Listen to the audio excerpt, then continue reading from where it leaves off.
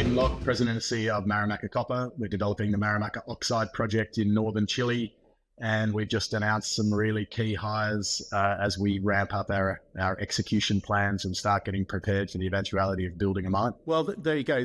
We're in this exciting phases now and getting to the last few hard yards. So to talk about those two new bodies on board.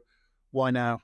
Timing never goes according to plan. In an ideal world, you'd probably hire them a little later. But what we know is finding really good people with the skills that you need to de-risk you from an execution perspective and improve your credibility with financing partners is very hard to do.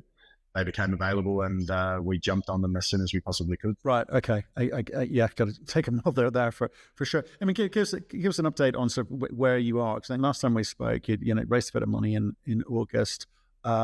Did Group coming aboard, another strategic investor coming aboard. So the money seems to be there when you want it. Are there other things in the market that, would prevent you from moving at the pace that you want to? No, I don't think so. Now we're in the execution phase we're in the study phase. We're just finishing up on the permit application, which is the critical path. So we'll get that in as quickly as we can. We're just taking our time to go back over and review with a fresh set of eyes to make sure we haven't missed anything, that we're not inadvertently walking ourselves into problems in the future in our permitting. So that'll be done imminently.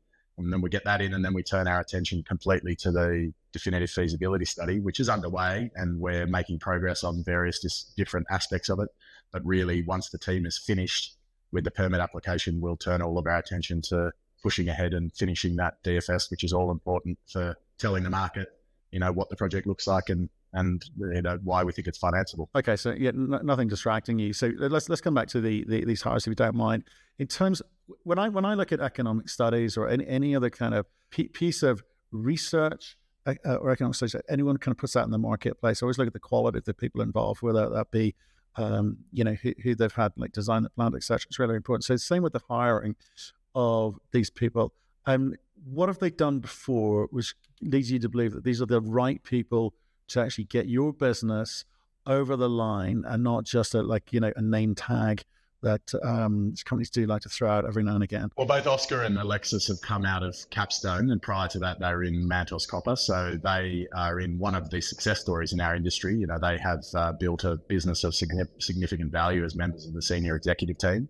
Oscar is a slightly different sort of appointment to Alexis. He's a much more senior and strategic thinker and is managing our day-to-day interactions with Ausenco and making sure that what we put in our definitive feasibility study will be constructible and operable. So there's always these studies that come out and they look great on paper, but if you go in and look at the detail, are they actually going to be able to achieve what they say they are in the DFS? That's a challenge. So having Oscar there to provide his insights, okay, we did this at Monteverde, we did this at Mantos Blancos and it didn't work, or it did work. Have you thought about doing it this way? Is really thinking about taking a theory and turning it into something that we can actually execute on. Alexis was the project director for execution of the build of Monteverde. So he's an amazing appointment. So is Oscar, but Alexis is particularly amazing for our future execution plans because he was front and center in delivering that enormous project on time, on budget, and with an amazing ramp-up period. So he's got very recent relevant experience, worked extensively with Ausenco, so knows the team there really well, and we're glad to have him on board. First things first, he'll be focused with Oscar on delivering this definitive feasibility study. Then his next job is really to start thinking about the master schedule of how we go from definitive feasibility study to being construction ready and operational readiness plans and hiring and all of that sort of things.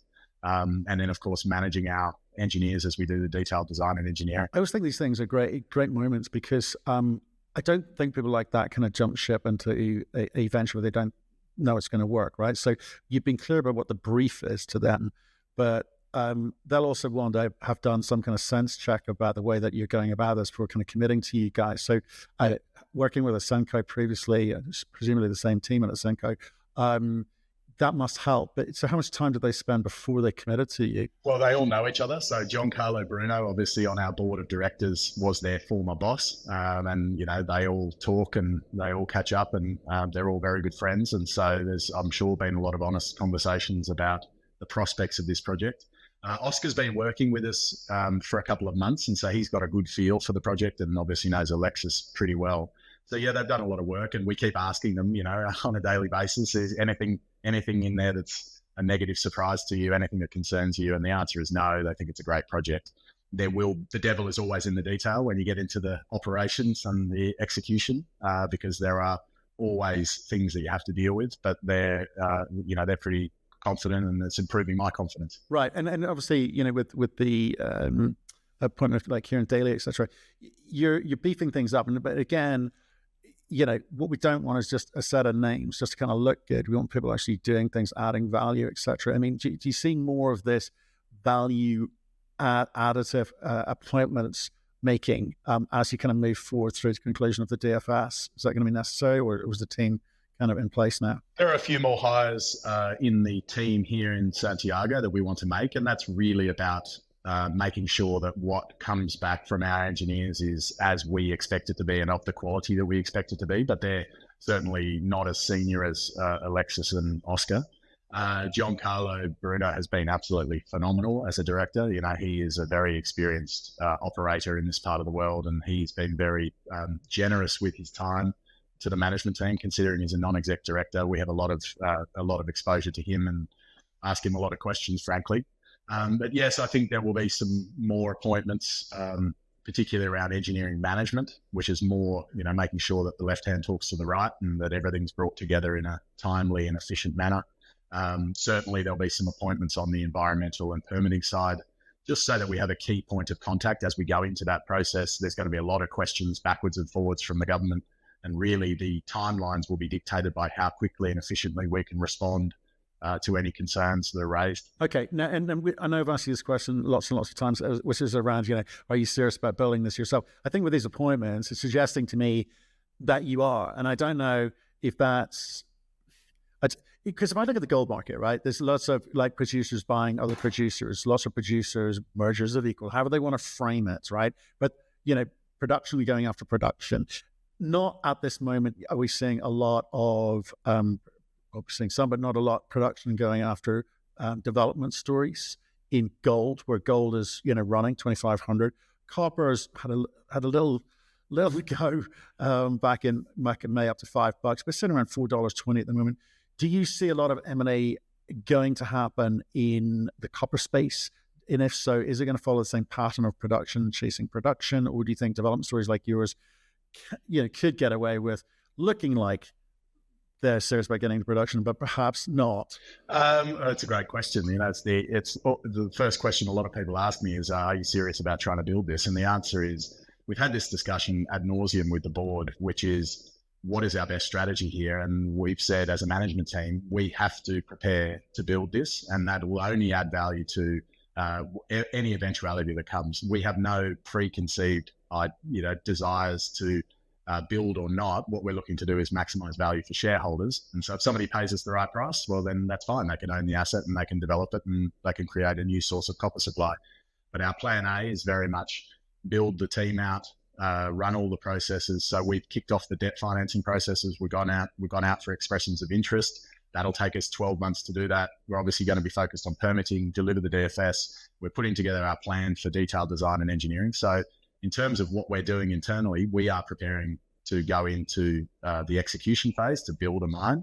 But we remain open-minded, and we will definitely keep talking to groups that are interested, because what we know is in the copper space, there are very few projects with manageable capex that don't need a much higher copper price to give them the management team's confidence to greenlight, multi-billion-dollar investments. We probably need a higher copper price.